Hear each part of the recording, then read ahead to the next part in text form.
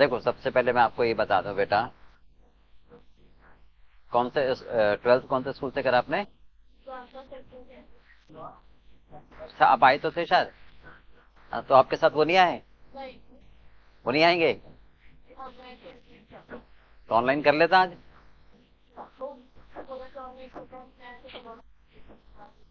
आज कोई बात नहीं।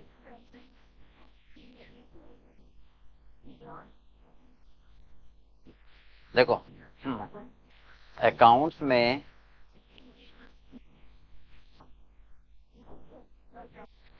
100 मार्क्स का बेटा पेपर है। ठीक है। सबसे पहली बात ये ध्यान रखना कि हमें ना 2 रजिस्टर तैयार करने हैं।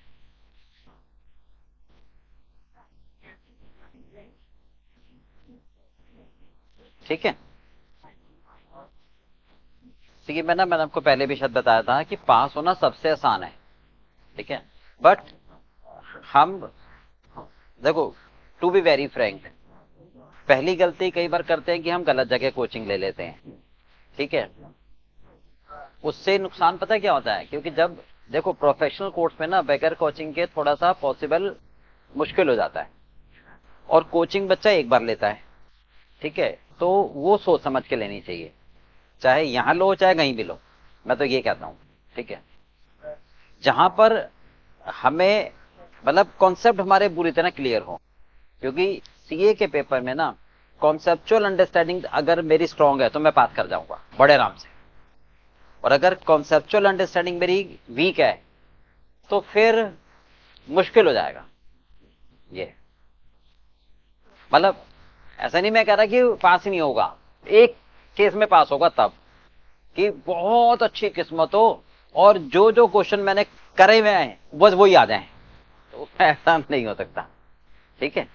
तो कंसेप्चुअल अंडरस्टैंडिंग आपकी बहुत जरूरी है। ठीक है।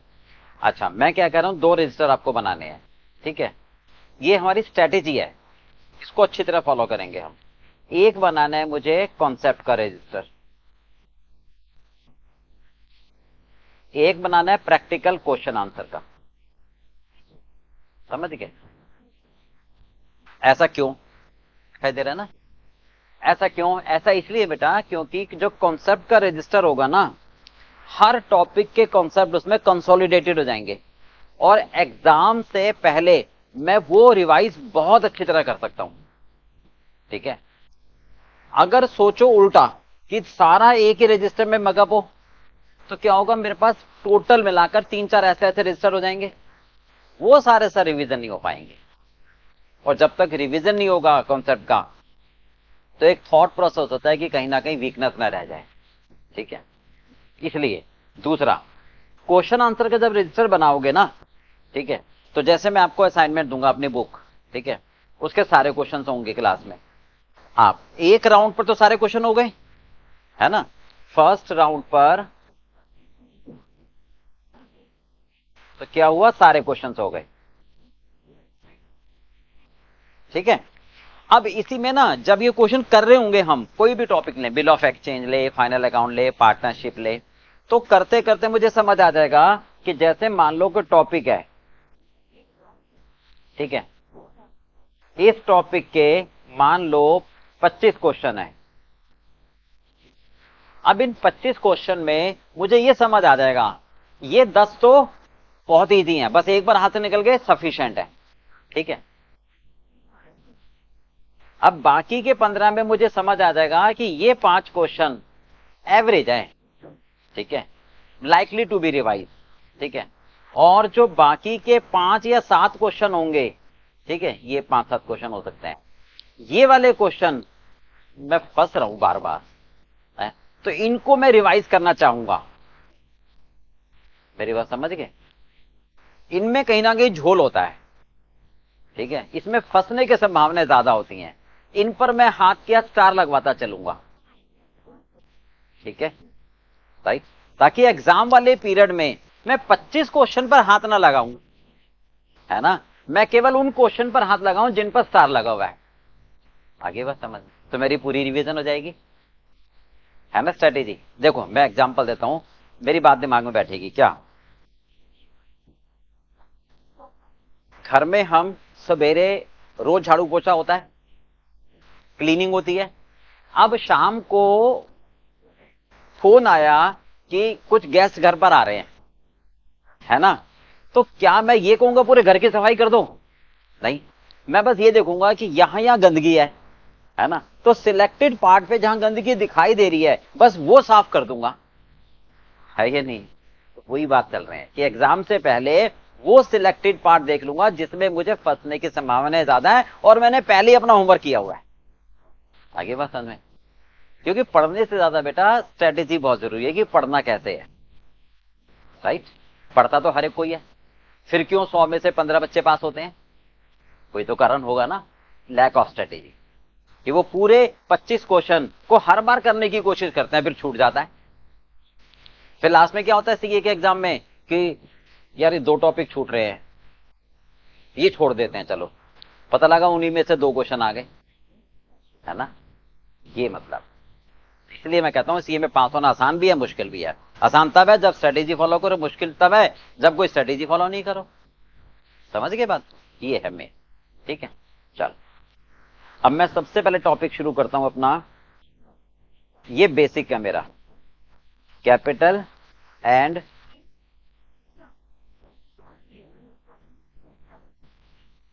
Revenue expenditure. ठीक, एक काम करो, इसको नोट कर लो पहले, इतने पार्ट को, फिर मैं आगे टॉपिक पर आ जाऊंगा। चलो, ये इसने नोट करवाया कि आपको ध्यान रहेगा, है ना? स्ट्रेटेजी आप अभी से बना के चलना, ठीक है? कॉन्सेप्ट वाले के ऊपर लिख देना कॉन्सेप्ट रजिस्टर। चलो, अब एक टर्म आती है एक्सपेंस,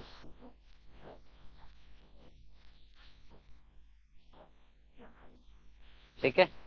एक टर्म आती है हमारी एक्सपेंडिचर,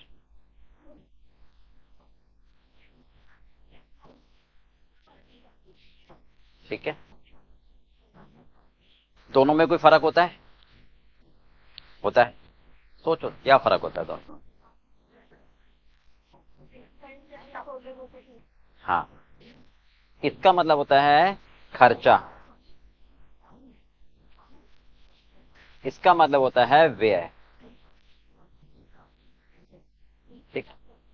जब आती है बात एक्सपेंस की, तो इसका मतलब होता है रिवेन्यू नेचर के खर्चे, इसका मतलब होता है रिवेन्यू नेचर। जब बात आती है एक्सपेंडिचर की, तब इसका मीनिंग आता है कैपिटल नेचर।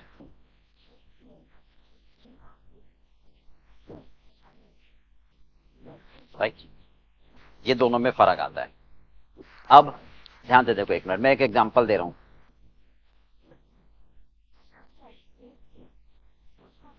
मान लो एक चिंटू है, ये अपनी मम्मी से, ठीक है, फर्स्ट डे कहता है कि मुझे मम्मी 500 रुपए दे दो, मुझे पिज्जा खाना है। मम्मी 500 रुपए दे देती है, पिज्जा खा लेता है। नेक्स्ट डे फिर ये 600 रुपए मांगता है कि मुझे बर्गर खाना है। मम्मी इसको 600 रुपए दे देती है, बर्गर खा लेता है। अगले दिन ये फिर 400 रुपए मांगता है कि मुझे चॉकलेट और चाउमीन खानी है। मम्मी फिर 400 रुपए दे देती है। अगले दिन ये 15,000 रुपए मांगता है मम्मी से कि मम्मी मुझे ना मोबाइल फोन खरीदना है, तो मम्मी इसको 15,000 रुपए दे देती हैं। सोचो, ये 500, 600, 400 रुपए तो हर रोज ही मांगता लगभग, है ना? क्या ये 15,000 फिर 2 दिन के बाद मांगेगा? मम्मी मारेंगी कान पकड़ के, अभी तो दिए थे 15,000 मोबाइल फोन, कोई ऐसी चीज है? यानी ये आप 15,000 दोबारा कब मांगेगा? 2-4 साल के बाद। तो ये जो खर्चा है इसको मैं नाम दूंगा कैपिटल एक्सपेंडिचर, और इनको मैं नाम क्या दूंगा? Revenue expense. हाँ, रेवेन्यू के आगे मैं एक्सपेंडिचर भले लिख दूं, क्योंकि रेवेन्यू वर्ड आ गया तो सेंस एक्सपेंस की आ गई। मतलब कहीं भी खाली एक्सपेंस नजर आए तो रेवेन्यू नेचर है, खाली एक्सपेंडिचर नजर आए तो कैपिटल। तो रेवेन्यू नेचर वो होता है जिसका खर्चा, वो खर्चा जिसका लाभ मैं केवल करंट पीरियड में उठा सकूं, शॉर्ट पीरियड में। और कैपिटल खर्चा वो होता है जिसका लाभ मैं लंबे समय के लिए उठा सकूं, ठीक है? यानी जो मेरी फिक्स एसेट्स का पार्ट बन जाए, ठीक है? और जो डे टू डे लाइफ के लिए जरूरी होते हैं वो रेवेन्यू। यानी जो मेरी कैपेसिटी को बढ़ाए, जो मेरी एफिशिएंसी को बढ़ाए, वो कैपिटल। जो नॉन रेकरिंग नेचर है वो कैपिटल, जो रेकरिंग नेचर है वो रेवेन्यू। आगे बात समझ में? तो हम ये बात कहना चाहते हैं,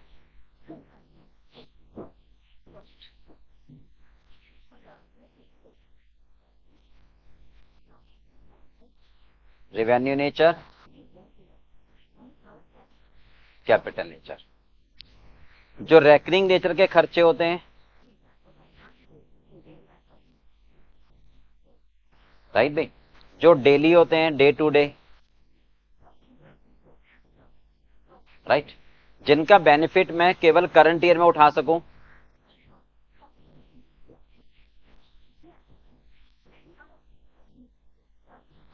ठीक है, वो कहलाते हैं रेवेन्यू। ठीक है, और जो नॉन रेकरिंग नेचर के लिए होते हैं,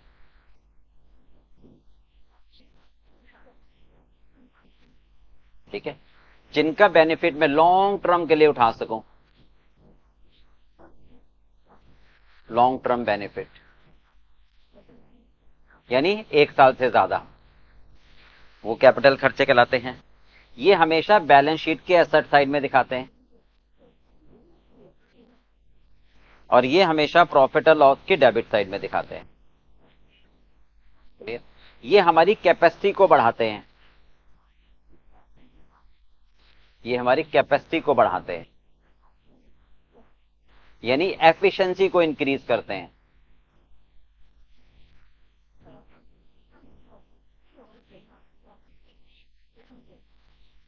वो कहलाते हैं कैपिटल, यानी it becomes indirectly fixed asset, जो मेरी फिक्स एसेट्स बन जाती है, राइट। या जो खर्चा हम अपनी एसेट्स को पुट टू यूज के लिए जरूरी समझते हैं, the expense which are necessary, अब ये थोड़ा ध्यान से समझना है, necessary to put to use, ठीक है, जो पुट टू यूज के लिए जरूरी होते हैं। अभी समझा रहा हूं, जो डेली लाइफ के लिए होते हैं, जैसे नॉर्मल वेजेस पे करी, जैसे सैलरी पे करी, जैसे रिपेयर पे करी, रेंट पे करा, ये डेली लाइफ के लिए होते हैं, ये रेवेन्यू। ठीक है, एक बार नोट कर लो, एक बार नोट कर लो।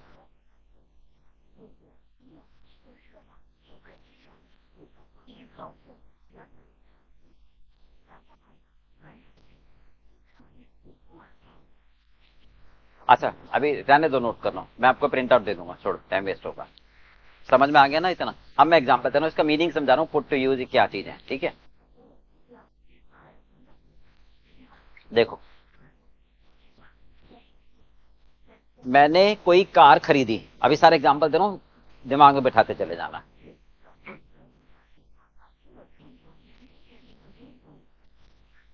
हमने कोई पुरानी कार खरीदी, ठीक है, मैकेनिक के पास ले गए कि मैकेनिक मैकेनिक भैया इस कार को ठीक कर दो। तो उसने चेकअप किया, सर जी इसमें ना हॉर्न के अलावा सब बचता है, समझ रहे हो, ढक्कन, ये गेट वेट, मतलब सब अस्थि पंजर ढीले ढाले से हैं। तो मैंने कहा भाई सस्ती ले ली, अब तो एक काम कर, जरा इसको चलने लायक बना दे। तो उसने कहा मैं बना दूंगा, यानी वो मेजर रिपेयर कर रहा है। क्या कर रहा है वो? मेजर रिपेयर कर रहा है, ठीक है, यानी वो मशीन को चलाने योग्य बना रहा है, समझ रहा है कि पुट टू यूज, ठीक है। तो वो खर्चा मेरा क्या है? कैपिटल एक्सपेंडिचर है। वो क्या है मेरा? कैपिटल एक्सपेंडिचर, समझ आए? ठीक है, इसका दूसरा नाम है ओवरऑलिंग, मैं ओवरऑलिंग करा रहा हूं, ठीक है, मतलब पूरी सारे पार्ट चेंज करा रहा हूं, ओवरऑल कहते हैं ना जिसे, ठीक है, मतलब मेजर पार्ट्स, ध्यान रखना मैं क्या कह रहा हूं, पार्ट नहीं, पार्ट्स, ठीक है, मैं चेंज करवा रहा हूं, ठीक। तो वो हमारी, वो खर्चा कहलाता है मेरा कैपिटल एक्स, ठीक है। मैंने कोई पुरानी बिल्डिंग ली, मैंने कोई पुरानी बिल्डिंग ली, ठीक, किराए पर। अब जैसे मान लो मैं यही एग्जांपल लूं ये जब हमने किराए पे ली तो इससे पहले यहाँ रेस्टोरेंट था, ठीक है। तो सारी दीवारें काली पीली नीली मतलब खराब थी। तो मैंने व्हाइट वॉश वाले को बुलाया और उसको बोला कि यार इसको ना बस एक बार व्हाइट वॉश कर दे। तो उसने कहा बाबूजी एक बार से नहीं होगा, ये इस पे पहले मुझे तेल पिलाना पड़ेगा, पुट्टी खींचनी पड़ेगी, रेग मार्क करना पड़ेगा। मतलब उसने अपनी कहानियां समझा दी, ठीक है। तो मैंने कहा कर भाई। तो उसने सारी रिपेयरिंग करी। उसने क्या करा, इसकी रिपेयरिंग करी, यानी व्हाइट वॉश किया, ठीक है। फर्स्ट टाइम, अब ध्यान से माना है क्या बोल रहे हैं, फर्स्ट टाइम उसने व्हाइट वॉश किया। तो जब फर्स्ट टाइम व्हाइट वॉश कर दिया, बहुत पैसे लिए उसने। अब ठीक है, अब हमने चेयर वेयर लगा के क्लास शुरू कर दी। तो अगला व्हाइट वॉश मैं साल भर बाद कराऊंगा। तब तो वो जो व्हाइट वॉश होगा वो तो सिंपल था होगा, है ना, वो तो एक बार में काम हो जाएगा, ठीक है। तो वो जो व्हाइट वॉश होगा एक साल के बाद वो जाएगा रिवेन्यू नेचर, क्योंकि वो मेंटेनेंस के लिए जा रहा है। और ये वाला जो व्हाइट वॉश होगा पहली बार वाला, वो पुट टू यूज के लिए होगा। अब आ गया वर्ड समझ में।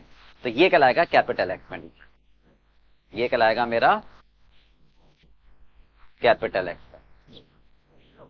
क्लियर बात, यानी जो फर्स्ट टाइम किया जाता है, ठीक है। यानी जब पार्ट्स में चेंज करूं, ओवरऑलिंग करूं, मेजर रिपेयर करूं, तो ये सारे किस में आते हैं, कैपिटल। इसके बाद जो होगा, है ना, आफ्टर डेट, आफ्टर डेट यानी फर्स्ट टाइम के बाद, ठीक है। जो भी रेगुलर होगा, जो भी रेगुलर मेंटेनेंस होगी, जो भी रेगुलर मेंटेनेंस होगी वो जाएगा किसमें, रेवेन्यू में। समझ में आ गई बात, बिल्कुल क्लियर है। ये मैं प्रिंट आउट दे दूंगा अभी, ठीक है। चल अब सेकंड की बात आती है।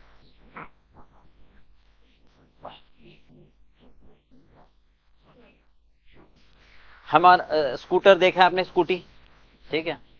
हमने क्या करा, स्कूटी में ना पेट्रोल ज्यादा कंज्यूम हो रहा था, मतलब माइलेज बहुत ही कम थी, ठीक है।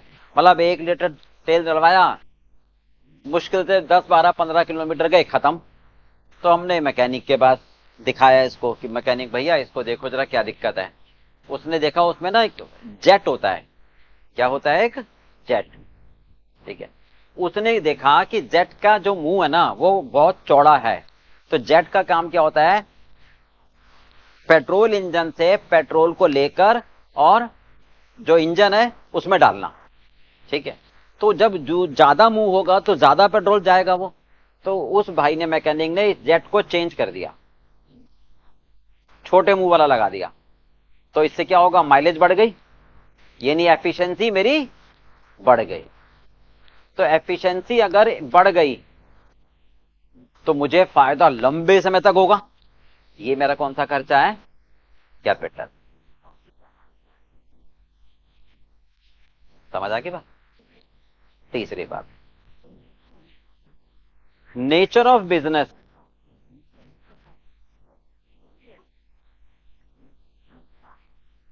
ठीक है। ये बहुत इंपॉर्टेंट होती है कि हम बिजनेस क्या कर रहे हैं। देखो ये कहता है एक रामलाल है, एक श्यामलाल है, ठीक है। रामलाल ने कंप्यूटर खरीदा, ठीक है। इसने भी कंप्यूटर खरीदा। रामलाल ने खरीदा कंप्यूटर 40,000 का, इसने भी 40,000 का खरीदा। पर रामलाल ने कंप्यूटर खरीदा बेचने के लिए, ठीक है। इसने खरीदा यूज के लिए, अकाउंटेंट के यूज के लिए, कि भैया मेरा अकाउंटेंट है, वो टैली में सारी एंट्री डालेगा, प्रिंट आउट निकालेगा, उसको कंप्यूटर चाहिए, ठीक है। तो ध्यान से देखो, जो मैंने माल खरीदा बेचने के लिए, वो मेरा खर्चा हमेशा कौन सा कहलाएगा, रिवेन्यू नेचर, राइट। खरीदना बेचना ये रेकरिंग नेचर है, ये डे टू डे लाइफ का पार्ट है। पर मैं अगर कोई एसेट्स खरीद रहा हूं यूज के लिए, तो मेरी एसेट बन गई, ठीक है।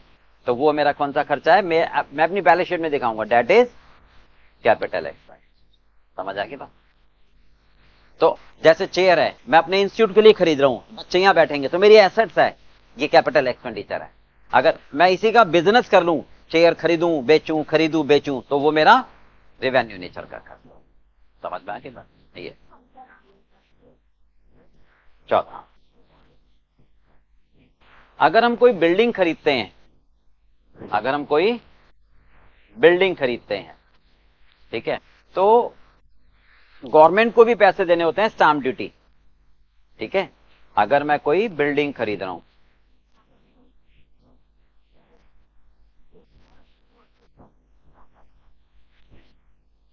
मैंने मान लो 50 लाख की बिल्डिंग खरीदी, ठीक है, तो गवर्नमेंट को भी मैं रजिस्ट्रेशन के पैसे दूंगा और ब्रोकरेज भी दूंगा। ठीक है, तो अगर बिल्डिंग खरीदने से संबंधित मैं कोई भी ब्रोकरेज देता हूं, ठीक है, या गवर्नमेंट को रजिस्ट्रेशन के पैसे देता हूं,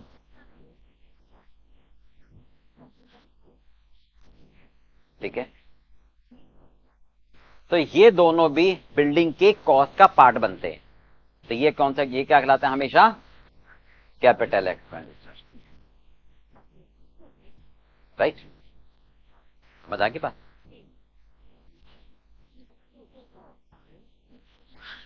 अब मान लो ये बिल्डिंग है, मैं बनवा रहा हूं, ठीक है, कंस्ट्रक्शन करवा रहा हूं मैं इसकी।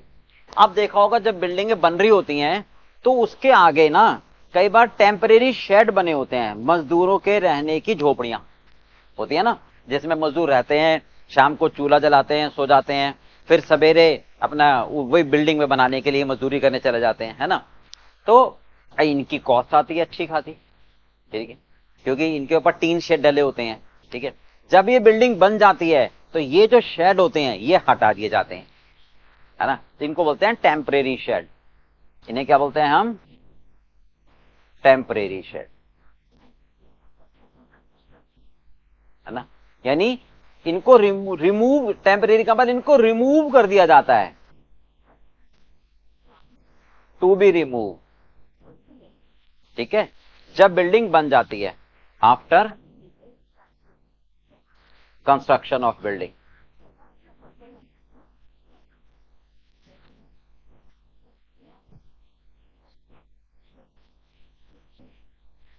ठीक है, तो ये जो कॉस्ट होती है बिल्डिंग की कॉस्ट का पार्ट मानते हैं।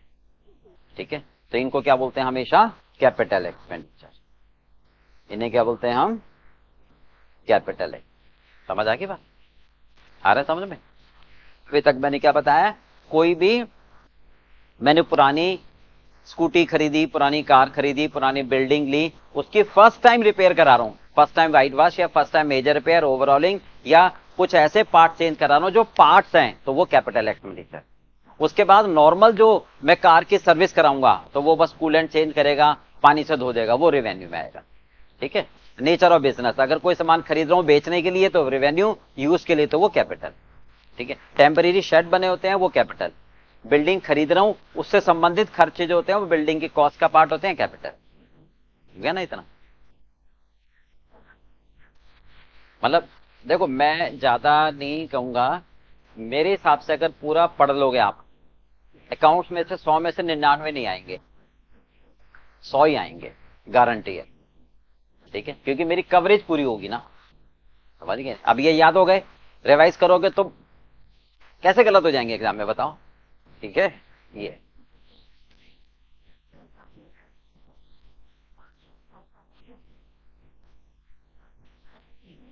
हाँ, ध्यान से सुनो, सिनेमा हॉल है, देखा है,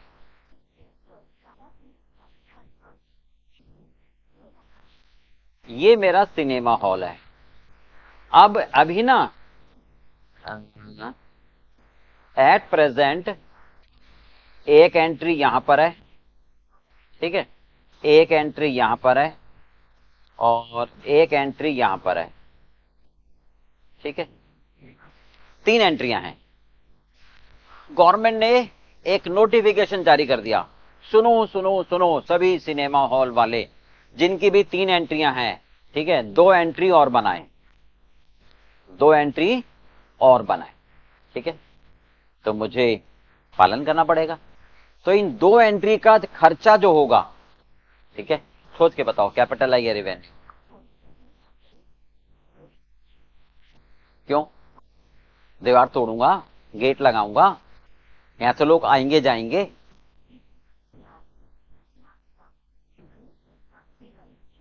सोच के बताओ।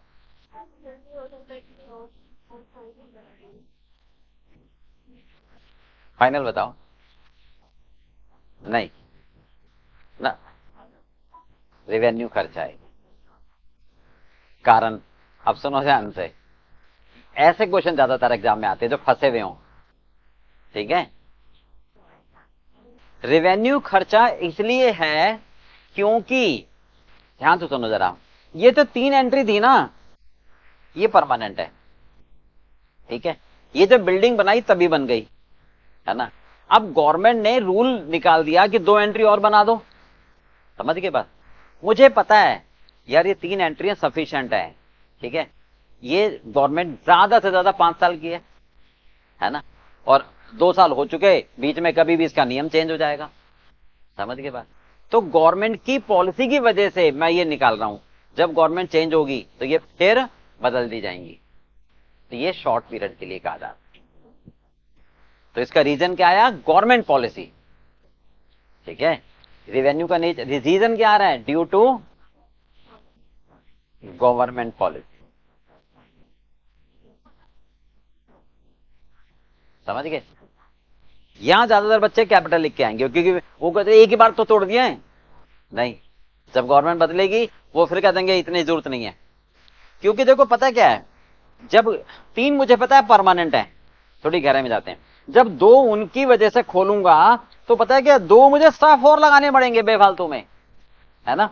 जब गवर्नमेंट सो जाएगी, मुझे लगेगा यार अब इसकी जरूरत नहीं है, तो मैं ये फटाफट बंद करा दूंगा और स्टाफ को हटाऊंगा।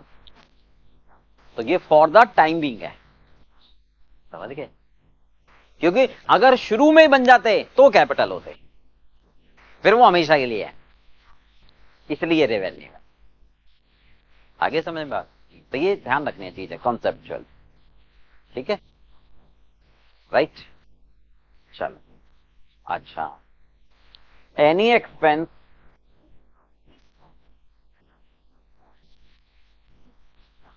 टू रिड्यूस वर्किंग कैपिटल,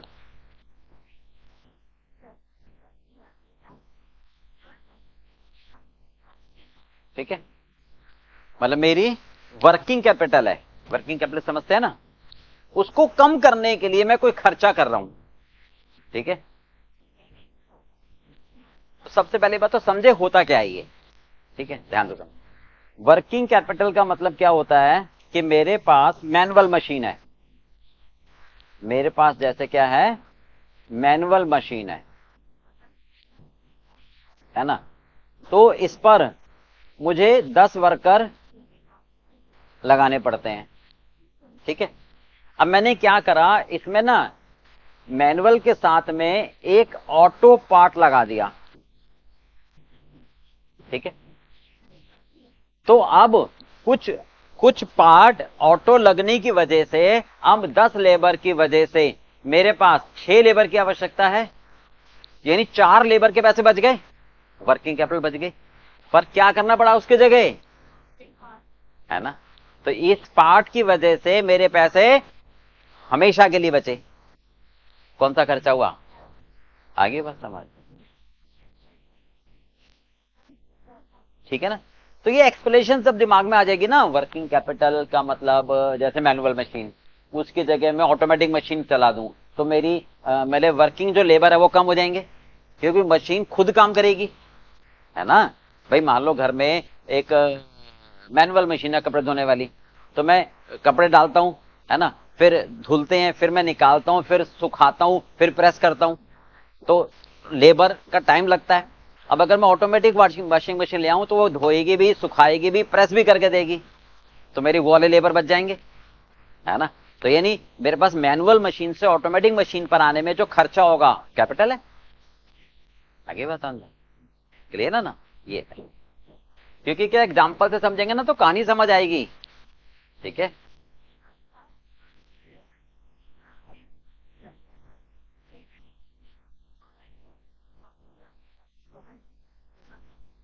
ध्यान से तो बताना। जैसे कैपिटल एक्सपेंडिचर वैसे ही कैपिटल रिसिप्ट, जैसे रिवेन्यू एक्सपेंडिचर वैसे रिवेन्यू रिसिप्ट। ठीक है, हमने 1 लाख रुपए की एफडी कराई। ठीक है, ये मैच्योर हो गई। ठीक है, और ये मैच्योर हुई मान लो 1 अप्रैल को। ठीक है, कितने रुपए में मैच्योर हुई? 1,20,000 रुपए में। कायदे की बात है, 20 रुपए का ब्याज है। तो बताओ कौन सी रिसिप्ट है ये? कैपिटल रिसिप्ट है ये रेवेन्यू रिसिप्ट? बताओ, सोच के बताओ।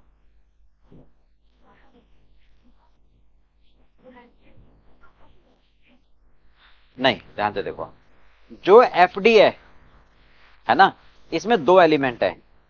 1,20,000 रुपए में ना दो एलिमेंट है। एक एलिमेंट तो हमारा है 1 लाख रुपए का। कौन सा? Principal amount.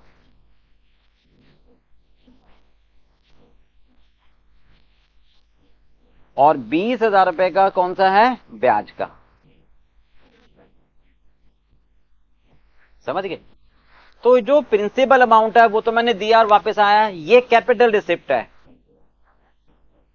ये मेरी कैपिटल रिसिप्ट है।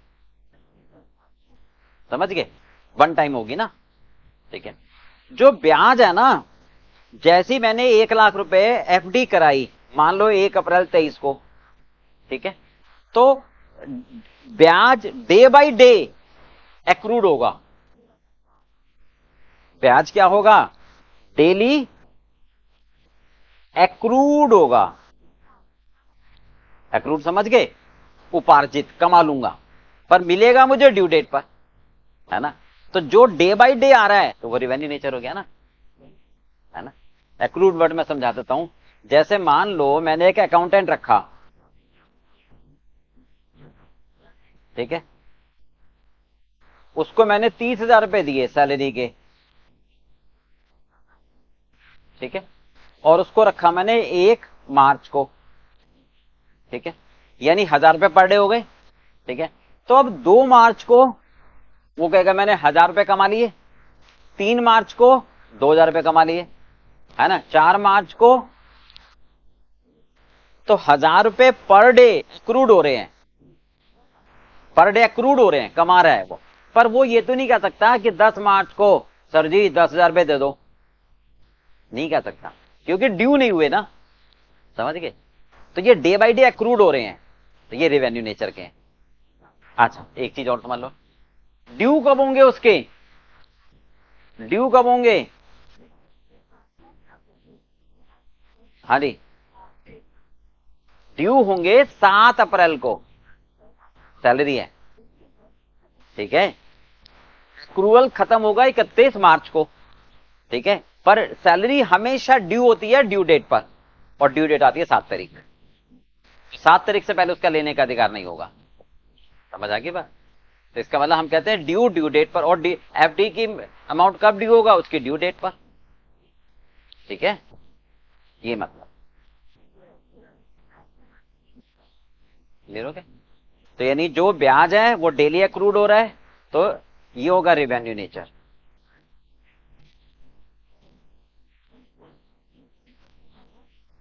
क्लियर बात? 1,20,000 रुपए में दो एलिमेंट है, एक प्रिंसिपल और एक इंटरेस्ट। जो प्रिंसिपल पार्ट है वो कैपिटल रिसिप्ट है, जो ब्याज है वो रेवेन्यू रिसिप्ट है, ऐसे कहेंगे। ठीक है, दोनों होंगे।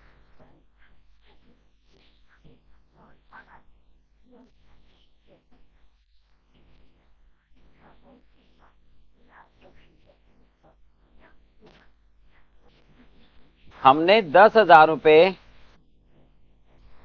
पे करे टू एमटीएनएल। एमटीएनएल समझते हो ना, महानगर टेलीफोन निगम लिमिटेड, बीएसएनएल कुछ भी, मतलब टेलीफोन अथॉरिटी को पे करे। किसको पे करे?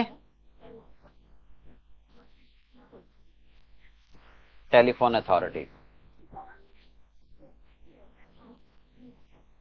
ठीक है, किसके लिए पे करे? फॉर इंस्टॉलेशन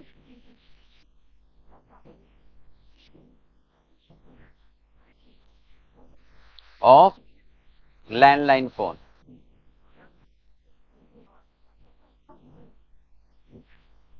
ठीक है, राइट।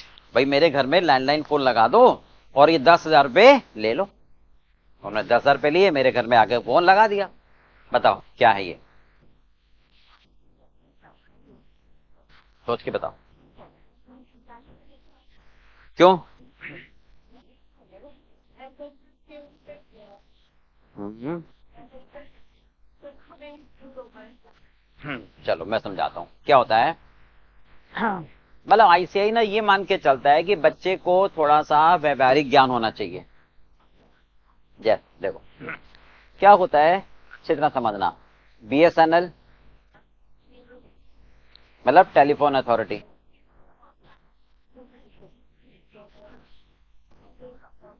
ठीक है। बीएसईएस इलेक्ट्रिसिटी अथॉरिटी, है ना? ठीक है। एलपीजी गैस, ठीक है, गैस अथॉरिटी, ठीक है। सोलर पावर, ठीक है, सोलर पावर अथॉरिटी। ये कहा जाता है कि इन अथॉरिटी को जो भी पैसा दोगे, ठीक है, इसको फोन के लिए, इसको बिजली का मीटर लगवाने के लिए, इनको गैस का मीटर लगवाने के लिए, इनको सोलर पावर का मीटर लगवाने के लिए, तो ये समझो इनको जो पैसा दिया जाता है वो हमेशा ये लोग वापस कर देंगे जब आप कनेक्शन इनको वापस दोगे तो। ठीक है, समझ गए? मतलब मैं इलेक्ट्रिसिटी वालों को 40,000 रुपए दे रहा हूं कि मेरे घर पे आके मीटर लगा दो। 40,000 रुपए ले लिए, तो वो जब मेरा बिल आएगा तो उसमें लिखे होंगे 40,000 रुपए सिक्योरिटी। जब मैं यूएस जा रहा हूं तो मैं मीटर वापस करके जा रहा हूं, वो 40,000 रुपए मुझे वापस कर देंगे। ब्याज नहीं देंगे पर 40,000 मेरे वापस कर देंगे। तो हमेशा ध्यान रखना, any amount paid to authority is security refundable. समझ गए? राइट, तो ये मेरा कॉन्सेप्ट है जो मुझे याद रखना है। ठीक है, एनी अमाउंट, ठीक है, paid to authority, right, for electricity connection, telephone connection,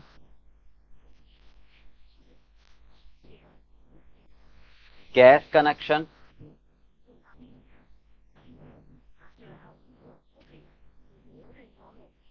ठीक है, कॉल्ड सिक्योरिटी। समझ आ गई? तो सिक्योरिटी इसका वाला पैसा वापस लेने हैं। ठीक है, तो ये ना तो कैपिटल एक्सपेंडिचर है और ना ही रेवेन्यू। समझ आ गई? ना ना ना ना ना, ये तो मेरा पैसा जमा है, एफडी की तरह है।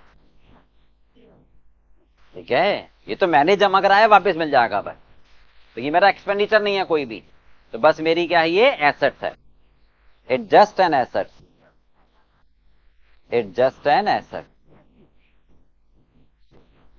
ठीक है, अब एक क्वेरी आती है, सर एक को बताओ, जब एसेट है तो कैपिटल एक्सपेंडिचर क्यों नहीं है? क्योंकि कैपिटल एक्सपेंडिचर एसेट होती है, पर वहां कैपिटल एक्सपेंडिचर को एसेट कहने का मतलब है यूजेबल।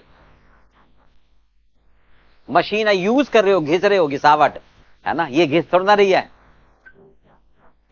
ना, डेप्रिशिएट नहीं हो रही ना। तो इसलिए इसको कैपिटल एक्सपेंडिचर की परिभाषा में ना रखकर जस्ट एन एसेट बोल दिया। कैपिटल एक्सपेंडिचर की परिभाषा में वो लिखता हूं मैं जो मैं यूज कर रहा हूं, है ना। चेयर है मैं यूज करूं, मशीन में यूज करूं, कार है मैं यूज करूं, बिल्डिंग में यूज कर रहा हूं, है ना, कंप्यूटर है मैं यूज कर रहा हूं। ठीक है, वो ये यूज नहीं हो रहा ना, ये तो पैसे दिए मैं लेने हैं, है ना। तो ये जस्ट से लोन कह दो, मैंने लोन दिया है, ठीक है, डेबिट, लेना है मुझे। आगे समझ में बात, ठीक है। तो ये चीजें हैं।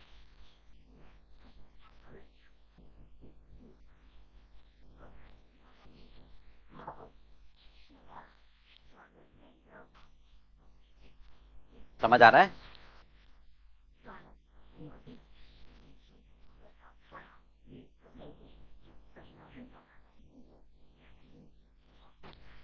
Any expense paid for removal of stock, ठीक है। मतलब कंपनी में स्टॉक है, तो यहां से लेकर वहां शिफ्ट कर दिया, वहां से यहां शिफ्ट कर दिया, उसके लिए जो खर्चा हुआ, सोच के बताओ कौन सा खर्चा होगा। मतलब स्टॉक को एक जगह से दूसरी जगह मैं बस शिफ्ट करता जा रहा हूं, रेवेन्यू नेचर का। क्यों? क्योंकि ये मेरा डे टू डे लाइफ का पार्ट है, बिजनेस मतलब डेली वर्किंग है ना भाई। बिजनेस में मतलब ये जो एक्टिविटी है, ये बिजनेस की रेगुलर एक्टिविटी का पार्ट है ना। हम क्या कहेंगे, it is regular activity, it is regular activity, ये रेगुलर एक्टिविटी है, इसलिए है, ठीक है। रेकरिंग नेचर है। समझ आ गई बात, ठीक है। अच्छा, मान लो मैंने लीगल एक्सपेंस दिए लॉयर को, ठीक है। मतलब ये मेरी बिल्डिंग है, ठीक है। अब क्या हुआ, इस पर किसी ने केस कर दिया कि सर जी ये तो हमारी बिल्डिंग है, आप कैसे इस पर अपना काम कर रहे हो। तो मैंने लॉयर को बुलाया कि भाई देख मेरे पास तो टाइम है नहीं, तू ये केस लड़ दे, है ना। तो मैंने लॉयर को जो पैसे दिए टू डिफेंड द केस, कि भैया मेरे अगेंस्ट जो ये गलत बातें बोल रहे हैं, ये कोर्ट में जाके जरा इनको अच्छी तरह से हटाओ, तो लॉयर को पैसे दे रहे हो। वो कौन सा खर्चा है? नहीं, रिवेन्यू। सोचो जरा, थोड़ा सा सोचो,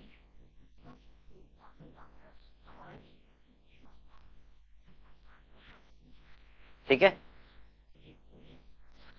दुनिया में आज तक कोई भी लॉयर ऐसा नहीं हुआ एक बार पैसे लेके केस को निपटा दे, इसलिए ये नेचर है।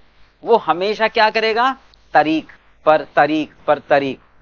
तो इसका ना मतलब मैं तो उसको देता ही रहूंगा, तो रेकरिंग नेचर हो गया ना। वन टाइम खर्चा कहां हुआ मेरा, मैं उसको कहता हूं कि भैया तू 1 करोड़ रुपए ले लो और मेरा केस निपटा दे। बेनिफिट तो तब होगा जब केस जीतूंगा, है ना। कोई भी केस 10-15 साल से पहले खत्म नहीं होता। तभी तो प्रैक्टिकल कहा गया कि भैया आउट ऑफ कोर्ट सेटलमेंट कर लो। नहीं, अगर यही लैंग्वेज होती कि मैंने आउट ऑफ कोर्ट सेटलमेंट करके उसको पैसे दिए हैं, वो कैपिटल होता, वो वन टाइम होता ना। ठीक है।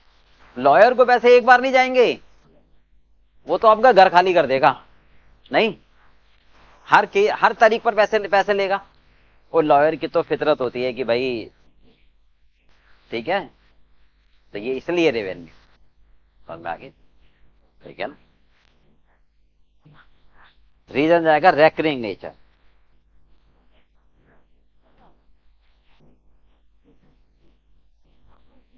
समझ आ गई, ठीक है।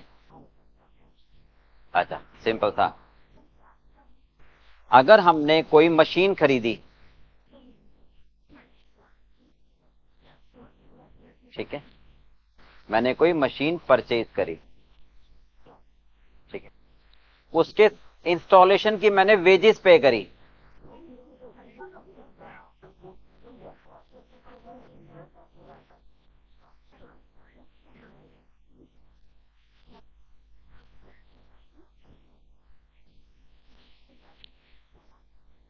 ठीक है, मैंने मशीन मतलब मैंने एसी खरीदा और कंपनी वालों ने कहा कि भाई एसी घर पे जाके फिट कर देंगे, आप इसको 1000 रुपए दे देना, है ना। तो लेबर पेमेंट करी, कौन सा खर्चा है वो मशीन की कॉस्ट में ऐड होगा, ठीक है। That is to be added to the cost of machine, that is capital है, ठीक है। ये वाला एग्जांपल आपको फाइनल अकाउंट में रेक्टिफिकेशन में कई बार देखने को मिल जाएगा, ठीक है ना।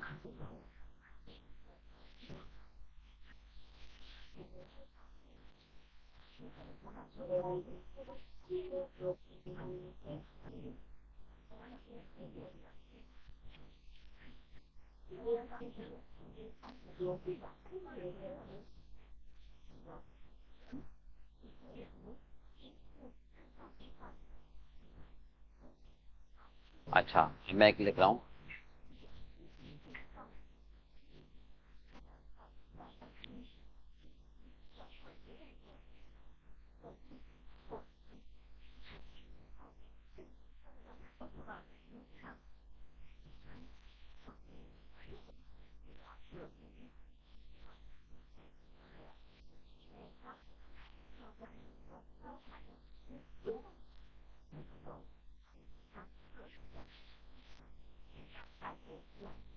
देखना इसमें आवाज आ रही है, काफी आवाज आ रही है, बता। ये कह रहा है एक्सपेंसेस इनकर्ड, ठीक है, मैंने खर्चे करे टू रिप्लेस, ठीक है। मशीन में एक पार्ट वॉर्न आउट, खराब हो गया था पार्ट, उस पार्ट को बदल दिया, रिप्लेस का मतलब बदल दिया, कौन सा खर्चा है, क्यों।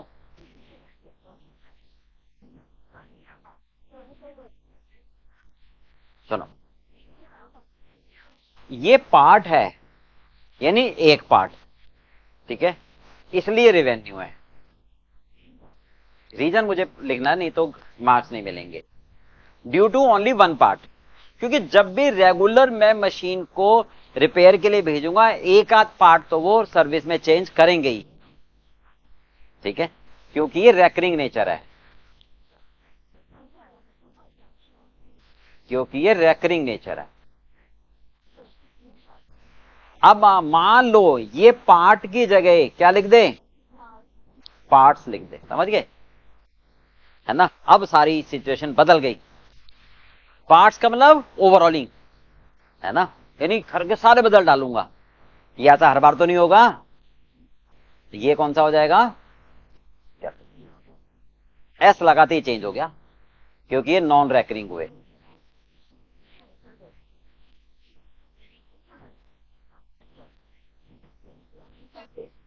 आगे समझ में,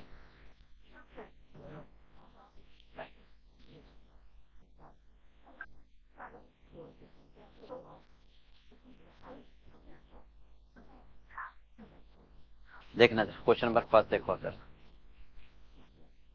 एक बार मैं रिवाइज करा देता हूं फटाफट, देखो जल्दी से। अगर मैंने कोई मशीन, कितने बजे क्लास क्लास, अगर मैंने कोई मशीन पुरानी ली है, उसके ओवरऑलिंग करी, मेजर रिपेयरिंग करी, कोई पार्ट्स बदला जिससे मेरी एफिशिएंसी बढ़ी, या पार्ट्स बदल दी तो कैपिटल एक्सपेंडिचर है। एक पार्ट चेंज किया तो वो रेवेन्यू खर्चा है, ठीक है। अगर नेचर ऑफ बिजनेस, अगर मैंने कोई चीज खरीदी यूज के लिए तो कैपिटल है, और मैंने अगर बेचने के लिए खरीदी तो वो रेवेन्यू है, ठीक है। कोई एफडी मैच्योर हुई तो कैपिटल है, ब्याज उसका रेवेन्यू है, ठीक है। कोई मैंने अथॉरिटी को पैसे दिए मशीन मतलब टेलीफोन लगाने के लिए या बिजली का बिल लगाने के लिए तो वो सिक्योरिटी है, ठीक है। अगर मैंने कोई भी खर्चा फर्स्ट टाइम किया है, जैसे मैंने बिल्डिंग पर फर्स्ट टाइम रिपेयर करी है, ठीक है, कोई पुरानी कार पर फर्स्ट टाइम मैंने रिपेयर करी है तो वो कैपिटल है, उसके बाद का खर्चा हमेशा रेवेन्यू है। बिल्डिंग मैंने कोई खरीदी, उससे संबंधित कोई खर्चा दिया मैंने कि भाई रजिस्ट्रेशन पैसे दिए, ब्रोकरेज दिए, तो वो कैपिटल है, राइट। कोई टेम्परेरी शेड लगवाए हैं जो बिल्डिंग कंस्ट्रक्शन के बाद हटा दिए जाएंगे तो वो कैपिटल है, ठीक है। सिनेमा हॉल में कुछ गेट टेम्परेरी लगवाए हैं गवर्नमेंट की पॉलिसी की वजह से तो वो रेवेन्यू है, क्योंकि वो गवर्नमेंट की पॉलिसी है, वो बदलती रहती है समय टू समय, ठीक है, राइट में। कोई वेजेस पे करी है मशीन को इंस्टॉल करने में तो वो कैपिटल है। इन्वेंट्री एक जगह से दूसरी जगह भेज रहा हूं तो वो रेवेन्यू नेचर का है, ठीक है। वर्किंग कैपिटल को कम करने में जो खर्चा किया है वो कैपिटल है, ठीक है। कोई भी मैंने जेट चेंज करवाया जिससे मेरी फ्यूल एफिशिएंसी बढ़ गई तो वो कैपिटल है। ओके, बिल्कुल फिट, ठीक है। देखो फर्स्ट क्वेश्चन जरा,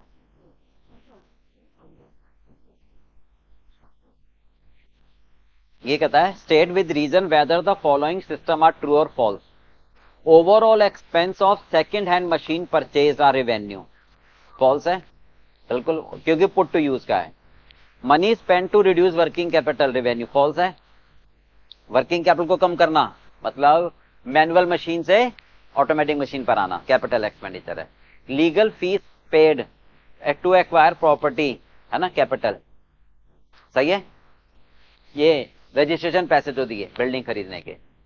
amount spend to lawyer fees to defend a suit claiming that firm's factory site belong to the plaintiff land is a capital, बोलो रेवेन्यू, क्योंकि लॉयर तो बार बार पैसे लेगा, ठीक है। Amount spend to replacement of worn और पार्ट है, फॉल्स, रेवेन्यू है। अगर पार्ट्स होता तो capital. Expense incurred on the repair and white wash for the first time, capital है, ठीक है, पुट टू यूज में आ जाएगा। Amount spend for the construction of temporary हट, कैपिटल है, ठीक है। The nature of business is not an important criteria in separating capital expenditure between capital and revenue, बताओ क्या है, सही है गलत है।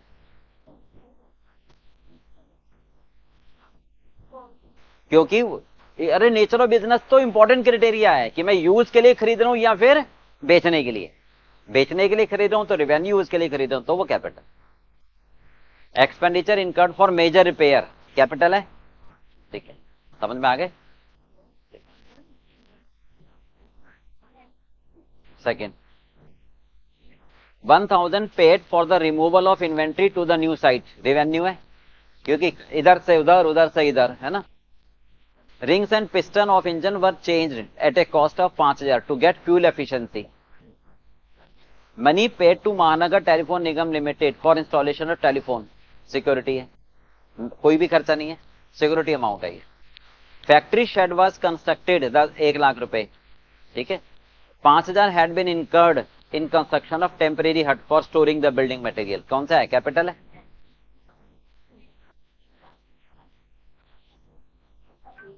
चलो तीसरा देखना अगला।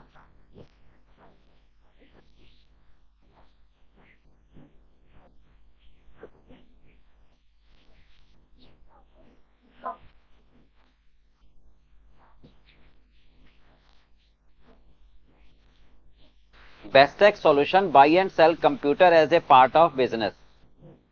20 कंप्यूटर खरीदे for resale to customer, cost हर एक की 20,000, तो 4 लाख रुपए हो गई, तो ये रेवेन्यू हो गया। It purchase computer costing 24,000 for accountant to be able to maintain accounting record, ये कौन सा हो गया, समझ में आ गए। चलिए चौथा, एक मशीन जिसकी बुक वैल्यू 10 लाख रुपए की थी 12 लाख में बेच दी, कैपिटल रिसिप्ट है, क्योंकि कैपिटल एसेट को बेचोगे तो पैसा आएगा कैपिटल रिसिप्ट, ठीक है। Premium amount of 1 lakh received on issue of share, हमने शेयर इश्यू करे उस पर प्रीमियम आया, कैपिटल, क्यों, क्योंकि जब शेयर एक तो बार बार इश्यू नहीं करते और प्रीमियम पर इश्यू करने के लिए आपको परमिशन लेनी पड़ती है, तो नॉन रेकरिंग, कैपिटल।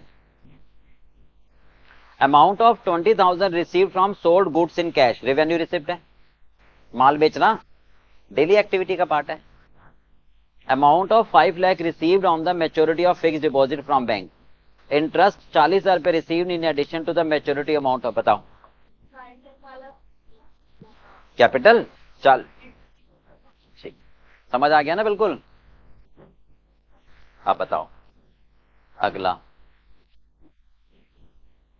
पांचवा, goods picture limited construct a cinema house, incur the following expenditure during the first year ending 31 March 22। Second hand furniture 9,000 रुपए का खरीदा, रीपेंट कराया 1,000 रुपए, furniture was installed by on workman, उसको वेजेस दी 200 रुपए, बताओ, ठीक है, फर्स्ट टाइम है रीपेंटिंग का। Expense in connection with obtaining a licence, अच्छा हाँ, एक मुझे लाइसेंस लेने के लिए खर्च करना पड़ा कि मुझे सिनेमा हॉल चलाना है, 20,000 रुपए, ठीक है। तो ये ध्यान रखो, लाइसेंस लेने का खर्चा एक बार का होता है, तो वो कैपिटल, उसका रेन्युअल का खर्चा रिवेन्यू होता है। ठीक है, राइट, ये मैं लिख देता हूं। हाँ जी, कोई ऑब्टेनिंग ए लाइसेंस,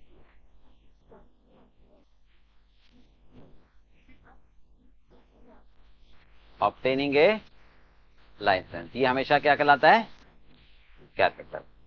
और इसका अगर बाद में रिन्यूअल, तो ये रेवेन्यू। क्लियर है? अच्छा, आगे, फायर इंश्योरेंस 1,000 रुपए was paid on 1 October 2021 for 1 year. बताओ, बताता हूं, ध्यान से पढ़ो, क्वेश्चन पढ़ो ऊपर जरा। Good picture limited construct a cinema house, incur the following expenditure during the first year ending 31 March 22। ध्यान से देखो, हम 31 मार्च 22 को साल खत्म कर रहे हैं, और इंश्योरेंस का खर्चा कब पे कर रहा हूं मैं, 1 अक्टूबर को, फॉर 1 ईयर। अब समझ आ गया, 1 साल का ना, तो 1 अक्टूबर से 1 अक्टूबर तक, और मुझे बताना 31 मार्च तक। तो 1 अक्टूबर से 31 मार्च, अक्टूबर नवंबर दिसंबर जनवरी फरवरी मार्च, 6 महीने। तो इसका मतलब क्या हुआ, 1,000 में 500 रुपए का खर्चा तो रेवेन्यू नेचर का हो गया, और ये 500 रुपए क्या कहलाया, प्रीपेड। ये 500 रुपए क्या कहलाया, तो ये मेरी एसेट बन गई। ठीक है, डेट पर ध्यान रखना पड़ेगा ना। समझ गए बात को? ठीक है,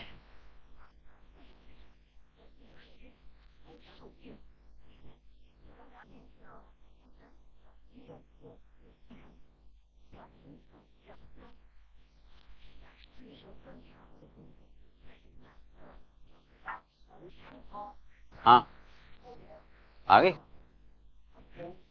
चलो, समझ में आगे कर लोगे, बहुत है आज के लिए। ठीक है, ये पूरा कर लेना। वैसे ये वाला असाइनमेंट ले लो आपके, इसमें सॉल्यूशन भी है, तो एक बार आपको इजी रहेगा। ठीक है, तो नेक्स्ट क्लास में ये करके ले आना। ठीक है।